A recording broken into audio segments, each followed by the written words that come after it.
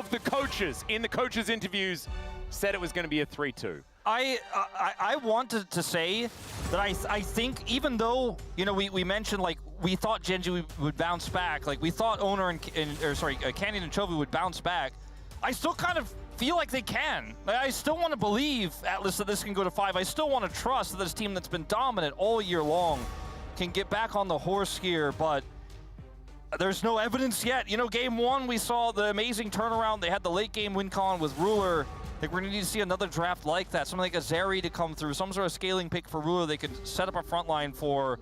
The early game is just not GENG's today. Nope. I want to see some more cohesiveness in the team fighting drafting as well, and maybe give Canyon something that can scale up in the jungle or something like that instead, because the early game has not been where he's been able to make some impact. Basically, what we need to see from GENG is what we saw prior to the playoffs and not what we've seen since. That would be very good. So then we've got a competitive series on our hands, because right now it does look a little bit like T1 has just kind of 3-0'd GENG and are now sticking around for another game, is what it kind of looks like. And one of the biggest things for me is the GOAT. Faker, pick Sylas? First pick Sylas, okay. I mean, it's a flex pick. I wanted to talk about Faker playing really well, but now we've got a Sylas first pick. Well, they banned Maokai, and I don't think we'll be seeing Gnar. Pretty face up here from T1. I mean, it is a flex. Pick. Yeah, it's a very flexible pick, like I said, like you just mentioned, but interesting. So what the response is going to be, because you don't get counter pick for it, because you don't know where it's going. They're just going to go for a safe blind top lane Cassante here. The Keen Sante has always been a staple. Okay, this is something that we have had faith in the past, but isn't representing a lot of damage just yet for GENG. Still think that it leads itself towards a scaling 80 carry pick, if that's what they want to go for here. Not that you slam lock the Smolder now, but you certainly are thinking about what that scaling is going to look like. A lot of discussion here on the GENG side. I think very thrown off by this first pick Sylas, as we all are. Like, Sylas does make things really difficult. That's the opposite of what we thought we might see. Yeah, so that is just Kalista locked in. And now T1 can pick away the Renata if they would like to. They certainly can. They will. Yeah. I mean, why not? It's also, Renata's really good into Sylas, so this feels like a really good response here. The question is what comes with it. They don't need to fight fire with fire and go for like a Draven Renata lane or anything like that, although we have seen teams do that in the past. Yeah, could be fun. They could like try to Lucian here, but you're playing into the Cassante. This is an old favorite of Guma's. It's not very meta right now, but I think works incredibly well with Renata. Outranges the Kalista. And this is a great setup here for T1 so far. A very scary lane. Let's see what they are going to lock away for Duro. I expect his pick to come in now. Certainly he's not going to be playing a Pyke or anything, you know, like that, right? Oh, that'd be fun. I kind of want them to, like, I want them to go with something that's actually interesting, something that's a bit fun, as Blitzcrank is going to come on through. This is one of his best champions. I mean, I think, what else do you play here? Like, Leona is banned, Alistair is banned, Nico is banned. Like, you can't, there's not a whole lot for this Kalista lane. This is, like, to go for this greedy of a bottom 2v2, sure, it can work out, but it's so greedy. There's, like, way less longevity than a lot of other picks they could have gone for in Game 4 where your back's against the wall is brave from GENG to say the least, but they have confidence in this, and that's what kind of makes me want to believe that maybe it could work, Atlas. Well, let's see whether it does. I think, like, T1 are probably concerned about some sort of Yone type situation. I think that having a bit of extra damage out from Chovy is going to be an important one. Canyon can then play something like a Lilia, do a bit of that magic damage himself. Maybe his famous Nidalee comes out to try and get that mojo back. I don't know whether it's necessarily a great pick in this instance, but the Ornn is going to be banned away first up against Doran, and it just feels like even in the draft right now, T1 has all the tempo vibes. Exactly. Victor is banned. We could even see like an Aurelion Soul ban. Chovy is not looking comfortable right now because he knows he has to do something in this draft that does consistent late game damage, because the Kalista can if you're ahead constantly, but you need another win con, you need another consistent threat in this draft. Blitzcrank hooks can instantly win you the game, but that's reliant on map control, it's reliant on that or a mistake from T1, as they're just protecting this top lane pick right now so far, because they don't know where the Sylas is going. That's another problem that they can't yet solve. So might just be this red side draft is Chovy gets counter pick once they know where the Sylas is going. Well, the Nidalee is going to be taken away here. We're having a look at Canyon. We'll see whether it is going to be a jungle pick locked away. And then we'll find out whether it's going to be Faker playing the Sylas or whether that is going over to Owner. Man, you can see the GENG players are not looking comfortable about this situation. I wonder if there's no way he just pulls out the Lee Sin here and says, well, we're going to send it on this draft. Skarner makes a lot more sense, but it is a big ultimate to steal away. Oh, man. Chovy's going to need so much damage. It's a Reliant Soul, it's got to be, right? Like, what else could he play here? Karthus. I don't know. Something that just does all... If it's a Twisted Fate, we may as well just give T1 the trophy, you know? Is what I'm kind of thinking. As it looks like Faker will be playing that Sylas in the mid lane. Oh, never mind. Twisted Fate. Bit of a pivot here. Yeah. Let's see whether this one is going to be locked in as Owner is grinning as the Rek'Sai consideration. That's likely to go over to Doran as we saw Zeus playing that one yesterday. The funny thing is all of these flip throughs that they've done, all the hovers are all viable. Like there's so many options here for T1. Like they have so many cards they could pull out here in this draft. The Rek'Sai comes through, strong lane into the Cassante. Saw Zeus play this. It wasn't the most impactful pick, but it has been spammed by every top laner right now around the world. Find out what's coming. Kassadin. Oh, Kassadin. No, surely not. You don't blind Kassadin. That's insanity. But maybe Chovy picks Kassadin. It has been picked into TF in the past, and he is going to hover it here. Let's see whether it is going to be the decision made. It suits the Kalista part of this draft. Does give them some late game insurance. But it basically means we're losing the early game in the mid lane, and the top side gets a little bit wonky. There is not a lot of being able to skirmish against T1 in the early stages of the game. It is a very difficult one, as Cassiopeia going to give them a little bit more power earlier on. I kind of like the Cassiopeia. It's all in on their draft identity of low-range brawly, but when you're looking at the draft here from T1, sure, the Varus has a lot of range, but you can just simply overwhelm him with all the front line you have. Even if you catch, you know, the Rek'Sai or a Sylas with the Blitzcrank hook, you have all that low-range damage. You just delete that target so quickly, and then you just overwhelm the rest of T1. Because we were looking otherwise like the Kassadin, but it feels so risky in the early game. The Aurelion Soul I mentioned is really not going to give you a lot of team fighting power until much later on in the game, whereas this Cassiopeia can kind of be stable, and then you can get to the later parts. Don't get me wrong, I still think T1 end up with a much stronger draft here, but Cassiopeia, this is one of those angles I really like it for because it works well with the draft so cohesively. Yeah, the Varus is like not just going to win by default because it shoots far. Yeah, that is very true, and I think that Ruler and Duro can certainly get some things done in that bottom lane, although it will be a little bit difficult up against double ranged and a whole lot of poke. One of the important things is just recognizing how smart it was to go for this first pick Sylas, holding onto the flex for the entirety of the draft at the same time, because Faker is, of course, like he just got a legendary skin on the champion. We know that he's pretty good at playing the Sylas, but it's largely been a jungler in more recent memory. Just kind of a masterstroke here by T1 as we get onto the Rift here for game number 4.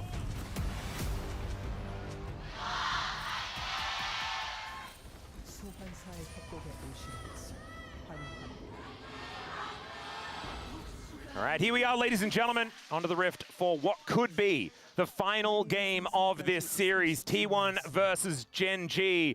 A trip to the Inspire Arena on the line, as well as avoiding the play-in's best of 5 against the LPL 4th seed. It's just kind of ridiculous. It still kind of blows my mind that we have GENG and T1 fighting to keep themselves alive here in the LCK playoffs, and one of them will be, it's either the defending world champs or the defending MSI champs are going to be the 4th seed for the LCK.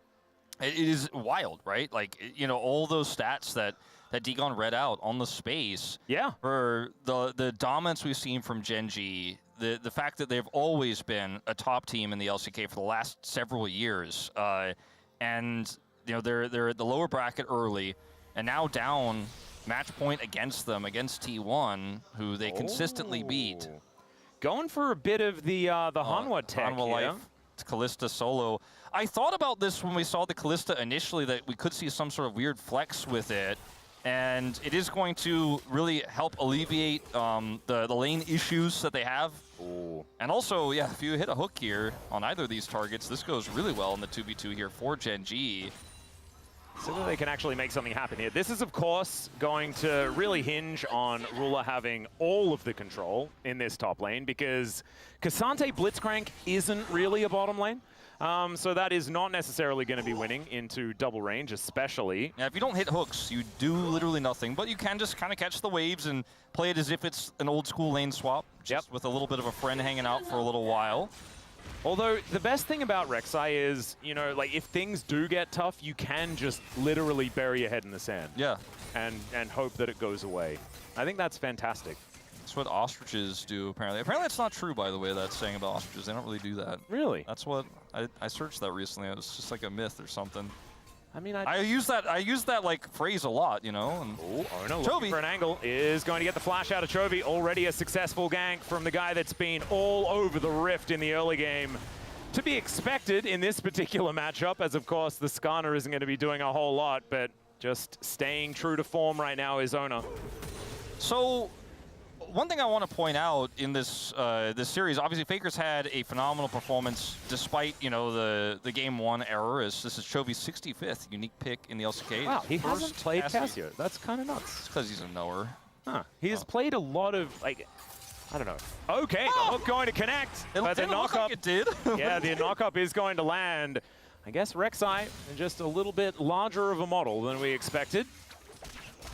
Yeah, that was a very weird one there in terms of what we saw on our side, but not going to matter too much. But going back to what I was saying about Faker, he has been so flexible this playoffs. In the past, we were like, oh, they have to ban Victor because Faker's champion pool is so small. But okay, we're never going to talk about it because Doran is once again the target. Yeah, Canyon going to look to see if he can throw a rock at him as Doran is just traveling through all of these tunnels. At the same time, Carrier looking a little worse for wear as T1 looking to take down the Keen Sante, and that is going to be first blood over to Owner, and he should be able to survive. In the meantime, trying to get back through yet another tunnel, and Doran is just making them look silly, getting so much of the health back as well as he tunnels underground. Another tunnel going to be used. Man, he's like a kid playing on an elevator as finally he gets slammed into the wall and taken down, but he's claimed so many flashes and made them look silly. Yeah, he made them look silly, but ultimately it still is a kill there over to GENG. Kill goes over to the Skarner, unfortunately, as Chovy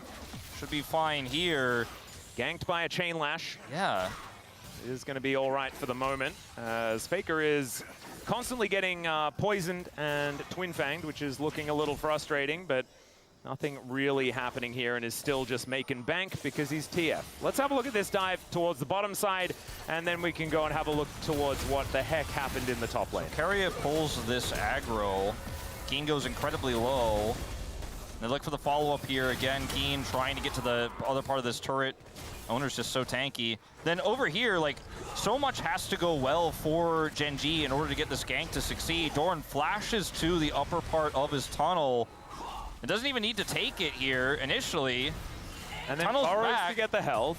Yep, and then he, like, it's Canyon who ends up getting the kill here, actually, not Ruler, as just had too much damage there as he pushed him against the wall. Just wanted to maximize it because they need to kill this Rek'Sai, but the fact that that kill goes over to the Skarner versus a Silas picking it up on the other side, definitely not equivalent here. T1 picks up the first blood.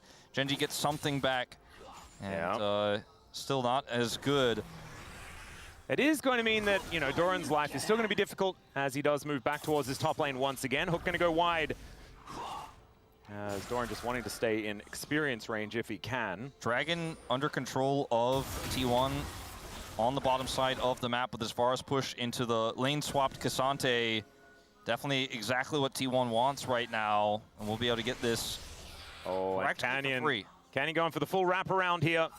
As Doran, let's see whether he can survive this, as the tunnel comes on through. Duro still looking for the hook and manages to get him yet again, but I just don't know whether it's quite going to be enough because he gets underneath the turret. Will the Ren stacks come through? And yes, they will. Duro survives, and it's a second kill on to Doran in that top lane. In the meantime, though, the Dragon does go over to T1, and the Keen Sante is once again under threat. I mean, he is Cassante. He does have level 6 now. I don't think they will be able to kill him, but they get the Dragon, which is a big prize. And will be at the cost of Doran, who almost gets out, almost outplays it again. So ends up being a big win there because this time the kill goes over to the Kalista. This time Ruler gets his prize in the top side of the map. It's a play from Canyon here. And Doran, look at the setup of his tunnels. He's like, I think I can be fine. I think I can get up here. The wave state is so bad for him. They have to set up these tunnels, and then this time the placement of the hook is correct. Doran ends up getting caught. Ruler goes under turret here to get the rend and the kill. Yep, and Blitzcrank into Rek'Sai kind of feels all right because he always does. Like when she travels through a tunnel, she is going to be in a predictable location. Duro is utilizing that incredibly effectively, though, have to say. Low econ top laners. Yes. And Cassante may be 1 and 8, but he's one of the better low eco top laners. And it's Keen. When he's low economy, he pops off. Yeah, he is the counterpoint, the 75.6% win rate, as Faker is running away from the snake once again. That is something you don't blame humans for doing that. We are programmed to run away from snakes. That's how that works, because when we were monkeys, we were scared of snakes as well. Not even like cats. You know, you put a cucumber behind a cat. Oh, yeah, true. Jump. Yep. That's where all those funny cat videos come from. Yeah. Weird cucumber situation. So the game state here is pretty even between these two teams. But for GENG, at least the Kalista has a kill now. That's where you really need to start getting online for this draft to work. The Cassiopeia can scale into a big damage threat later on, especially with this composition as, Chovy may get caught. Yeah, Destiny does come in. Miasma is down. Good position there as well, as Faker is just going to get picked up and taken down, but it is a counter ult here from Ona. Still the Fate's call to keep Duro safe. The flash over from Chovy. There's that killer instinct we've been looking for, and it's 2 on the floor for T1. GENG looking for even more as the blast cone from Canyon picks up a rock, and Carrier finds himself in a very awkward spot. Ruler able to find it, and that is another hook landing here from Duro. Ruler just lets Carrier melt as that bailout does not work. A really great start here for GENG this time. It looked initially like it's another confident Faker call. He's going to look for the gold card play. He's going to look for the catch, but they had so many tools to turn it around. Owner's counter ult was actually almost enough to save it, but not quite there in the end. The Fate's call comes through, so watch this again. Looks like Chovy is going to get caught, but they're right on top of a Skarner here. And look at this. Stun comes through first from the Gaze, then he gets the Impale to get the kill. Owner wants to go in, but the timing of the Fate's call is phenomenal. Then Owner misses the chains here. Chovy guns him down, and then it's so easy to chase with this composition because you've got Skarner, you get Carrier's flash, but he's still not getting away. He's going to get it hooked here in the end by Duro. Has to flash to follow and get an additional kill here over to Ruler. And this is GENG winning the early game as this comp wants to do. And now this Kalista is starting to get really, really strong. Very relevant for this mid game. Yeah, and maybe we'll see one of the Kalista games where she does look really powerful. I think we did have one of them, like the first time she was picked up again. I believe it was a Kalista Renata lane, and it was Kellen and Diablo. Kellen, of course, one of the greatest Renata players that we have here in the LCK, and Diablo is a prodigy. So that one worked out really well. We since didn't see it find as much success and was kind of left alone. This is not even that, right? The Renata was picked away. And so we'll just have to see whether Ruler can find the same level of success, as the flash does have to be used here by Gumayusi, who has gone lethal tempo. Yeah, he's going for lethal tempo. Varus here, I think with the low range comp you're into, you just want to be able to get through these tanky frontliners, the Cassante and the Skarner. It does make sense because without he isn't going to get you much into those targets, and if you're trying to hit a Cassiopeia, you're going to have to follow up with damage that they don't necessarily have. As Owner is here. As the all-out, King going to use that to try and actually go all-out as he dashes, flashes, and is able to make a lot of distance. Doran finds himself in an awkward spot as he does ult him, but that is going to be Keen using everything in order to survive. Chovy trying to get a plate here, knowing that the Silas is nearby. He's greeting for it. Yeah, we'll be able to pick it up. He has a control ward in the top river entrance, so knows that he was fine to go for those last few autos and pick that one up. Doesn't quite have his flash available, so it's a bit of a scary one. Is the hook gonna connect? Duro! Oh man, this young player playing very well, but it's a great handshake here from Carrier, just not enough to deal with the Impale, and this Renata pick away is being punished. These GENG Blitzcrank players, whether it's Duro this year or last year, man. It must be the organization, man. Yeah. Tigers must really like robots. I mean, is that a thing? The Blitzcrank color scheme kind of fits GENG's colors, you know? Hey, there we go. A little golden tint to it. This game state is looking worse every moment here for T1 as this is just a really nice angle here from Duro through the wall. Yeah. And the ward doesn't even quite work out, I don't think, as I think Carrier was trying to get that one over the wall, but got jump scared. Does end up trying to bail himself out, but obviously will die.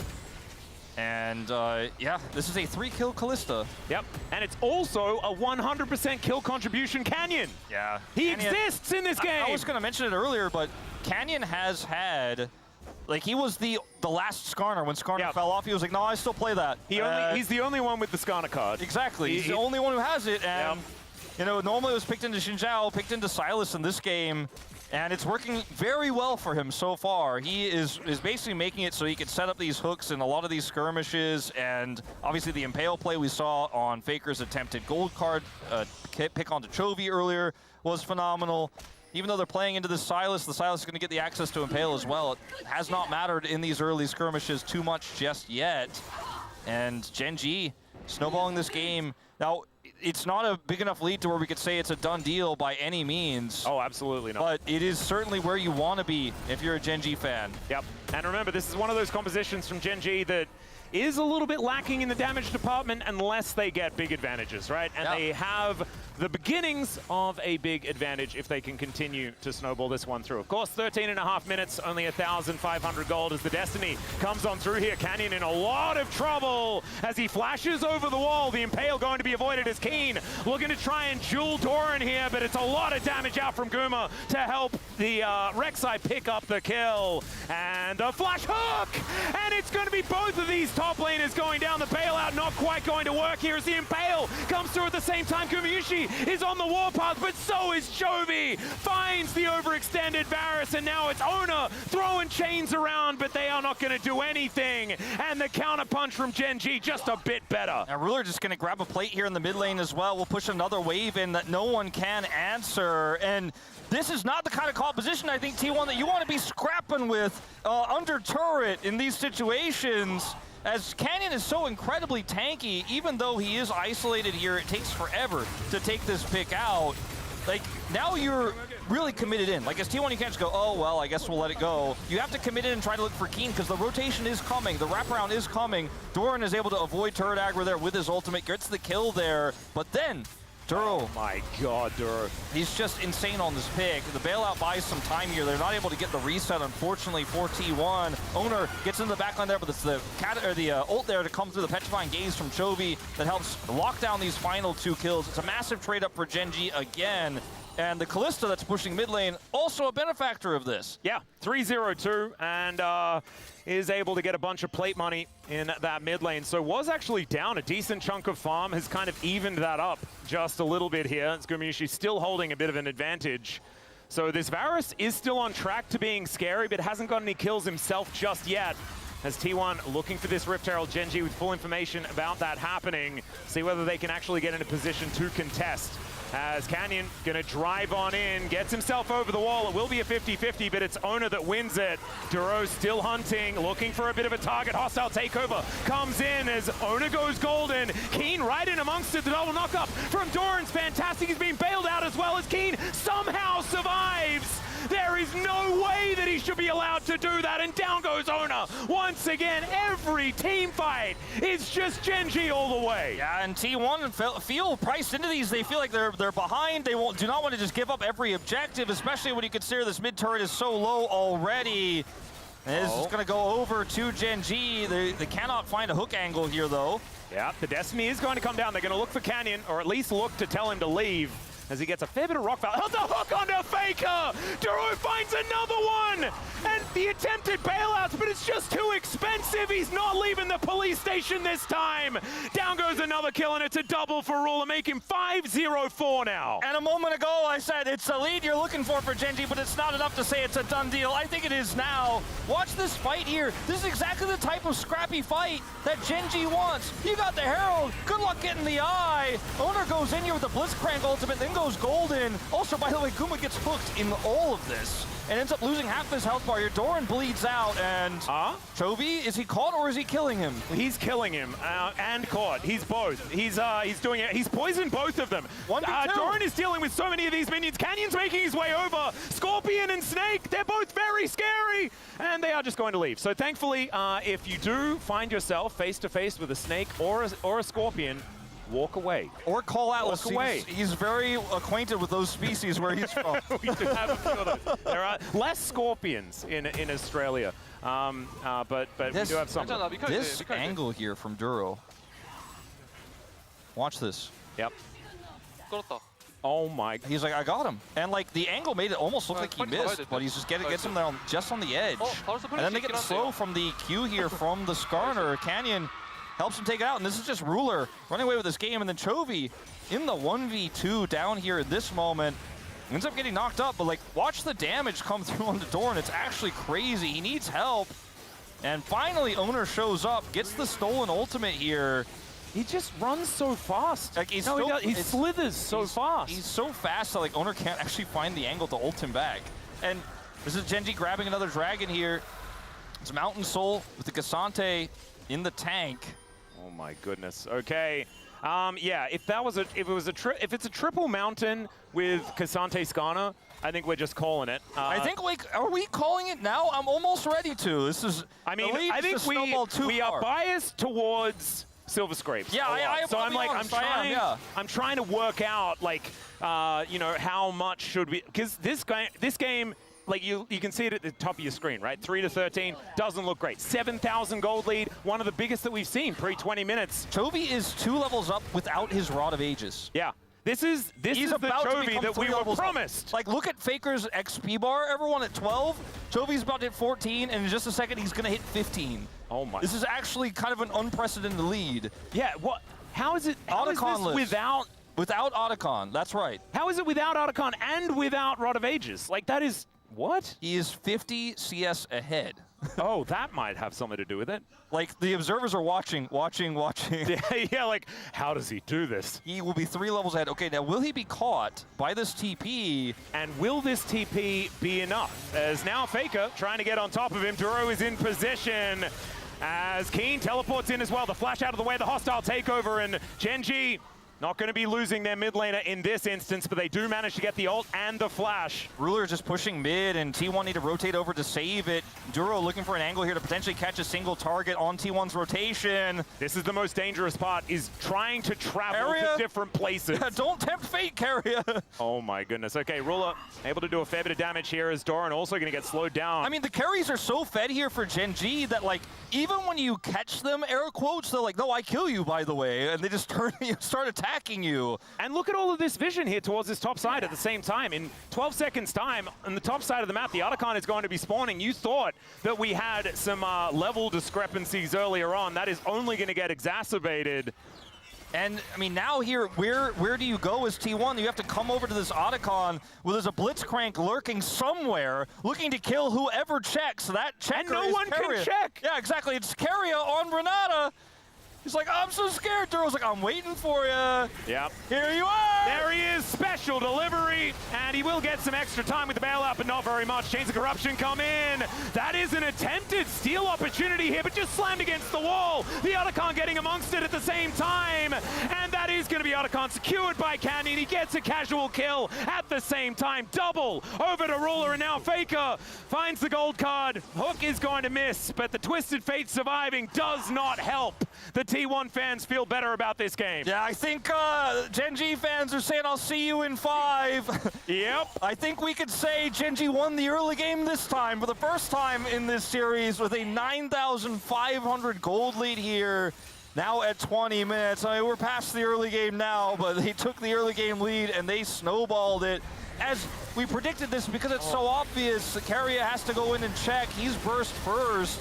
And then the follow-up here, it's a really nice ult here, but it doesn't matter because the Impale comes through. The Ren comes out quite early from Ruler, but it doesn't matter. They get the smite because the Sylas is dead, and Guma is just left alone. And then Faker's able to at least avoid the hook, but that is all you could say in the positive column for T1 as GENG look to set up. Oh my, another one! Duro, it's okay. From now on, every single game, teams, they need to ban Blitzcrank. Even he hasn't even been prioritizing this champion. He's so good at it. I mean, like, Keria was the guy who caught aiming. 1-0-15. I think aiming's feeling a little bit better.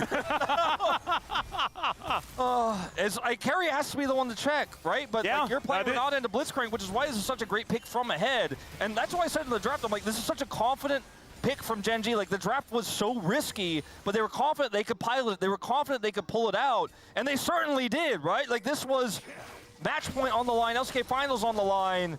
Well, Duro's going to get a flash as he wanders on over. Chovy going to get ganked by multiple people. Petrifying gazes all over the place. But Gumayusi gets the shutdown, and an important one at that. 1,100 gold. Plus, they will trade their inhibitor turret for it. Yeah, maybe some bounty gold picked up here, but this turret's so healthy. They have no wave. Canyon helps clear out the rest of that. So no inhibitor to go down, but the inhibitor turret does fall. T1 get the kill and the shutdown, but not that gold. Can Canyon be damaged? Okay, maybe he can now as the Destiny coming in on top of everything. Gumayusi starting to get some shots over as Canyon just drives his way out. Gumayusi still hunting for it. He flashes into the enemy base, gets impaled. Now he's in turret range. Duro comes over and Canyon, yeah, he's a tank. I get it. Guma knew the game was over. You gotta try something. I mean, you gotta try something. That's called reading the room, ladies and gentlemen. I mean, he almost got him. You've got game 5. It's okay. You know, yeah. But as it turns out, he answered your question. Can Canyon be damaged?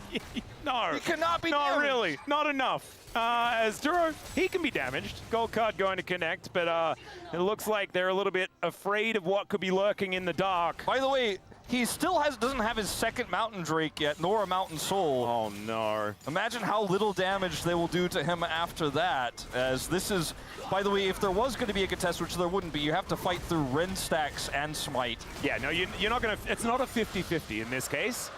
So the Mountain Drake will be taken down. And Wolf, you know what, it's actually kind of crazy. This is kind of a beautiful juxtaposition of what happened in Game 4 in the T1 versus DK series. But it was the other side, right? It was an absolute blowout. I like this version more because T1 can come back in Game 5 and try and turn it around. Side selection will be theirs in that situation. The difference in the game state, too, is that the Smolder was kind of completely online, and then one hook had to be the miracle to save the game. Now it's just Duro hooking whoever he wants, and it doesn't matter. They won the early game. That Varus is not online, as we saw in the base. Canyon almost okay, just finds the impale onto Gumayusi somehow! And obviously he's going to survive with over a third health. Yes, reading the room. I'm going to try and read the room as well. I'm like, you and I wanted Game 5, and we get our wish. Yes, yes. This is going to be the inner turret taken down here. Without Gumayusi, there is not a way to defend. I mean, I was already, like, at the beginning of this game, I was trying to do the Faker flexibility narrative. Like, he's playing TF, he was ready to play the Sylas. I thought this was likely to be GENG failing in another early game because their early games looked so weak, Canyon looked so weak, but this has been his best game we've seen in playoffs. Yeah, he's 19 out of 20. Oh, God, another hook. And it even caught Jonas Strong by surprise as Doran just goes down. Ona now dancing around behind the Baron pit, but Keen, he's a bouncer. He's going to try and stop him. Ona might be able to get in, but it's not going to be the steal. It's somehow Cassiopeia that actually gets it as the hook finally won. I see it miss. Good sidestep there from Carrier. Does it matter? No. No, it doesn't at all. No. He's still dead. He's going to buy a bit of time. That was such a cute flash. Such a cute flash. As Canyon going to pick up Faker, throw some rocks at him. Ruler looking to bounce his way over. And will be able to get in range. The Blast Cone is going to be able to buy a little bit of extra space. Carrier is still running away, by the way, in the top lane. Okay, well, Keen will find him. So there we go, bought some time. Yeah. Things are getting a little silly here, ladies and gentlemen. Well, okay, so let's talk about. I don't even want to talk about these play. We'll talk about one. Okay, this one little impale. Yeah, got him. This is actually the worst way to go to Game 5 if you're T1, because right, the series looked like you 3-0'd it, like you said. Game 1, you basically won the game, but then you ended up losing. Made one mistake, lost that one, but then you won 2 in a row. You're like, I'm way better than GENG. I'm on match point now. Then you have to play this game out where there's no chance. There's like no chance. There's no way back in. Like, Owner's going for this Hail Mary. Gumo went for his Hail Mary in the base because you know you're 10,000 gold behind. We're going to Game 5. And it's just like GENG are slash dancing on you as we go to Silver Scrapes. Momentum is completely GENG's now in this series. Did this with Red Side. The Kalista pick worked a treat. I wanted to say I trusted them for the confidence in it, but I thought maybe we were just going to end here and GENG say no. Ruler 8-0-8 on his iconic Kalista. And for me, this whole game is just Duro. This guy on this Blitzcrank, just incredible. I think that Canyon has come back alive, Chovy's come back alive, but Duro is just a man possessed on this robot. Let's see whether he can find another hook as they do get the knock-up onto Ruler. Take him down immediately. The Impale is only onto one. Chovy still there for the DPS, but T1 finding kill after kill as Chovy, oh, the handshake is fantastic. Owner is gonna get taken down, but they take out the Cassiopeia.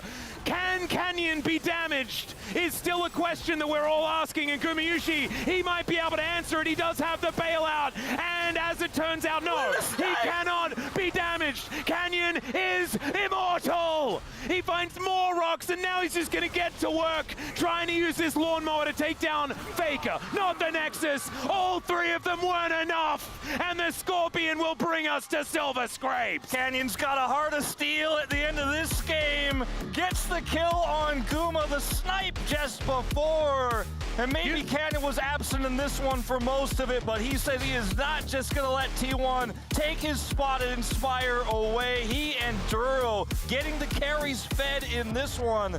And GENG bring us to 5 that I think most people didn't think we'd see after 2 dominant T1 back-to-back wins. Oh my God, and Chronicler said it in his little quote thing that we had the lower third for earlier in the day. He thought that this polar bear was going to exit hibernation. Well, just in the nick of time here in Game 4, backs against the wall, and that is the Canyon that we have wanted to see all playoffs and haven't really at all. Gumayushi did a lot of damage to a Skarner that he could not hurt, but yes, number went up, but health bar did not go down for Canyon. 22k on a Skarner is... That looks like old Skarner before they nerfed his Q damage. Yeah. Even Kerry did a lot of damage in that game, but my God, that was It says, put on Silver Scrapes, Atlas, and you know what? I think we will. In fact, we just did. Thank you so much for holding up that sign to give us this glorious transition into one of the greatest pieces of music of our time. We are going to go to a short break. You guys can enjoy the Silver Scrapes. Then we will have the space break this one down. And then, of course, we'll have the pivotal Game 5. We'll see you soon.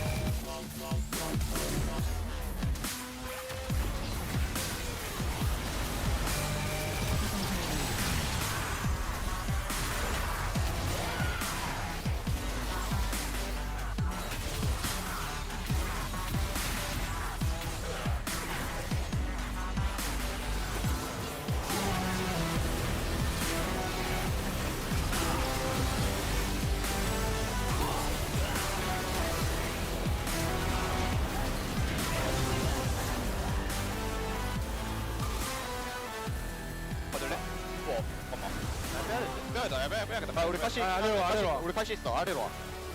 야, 빼면서 와야 돼 이거. 무조건 빼면서 봐야 된다. 카시.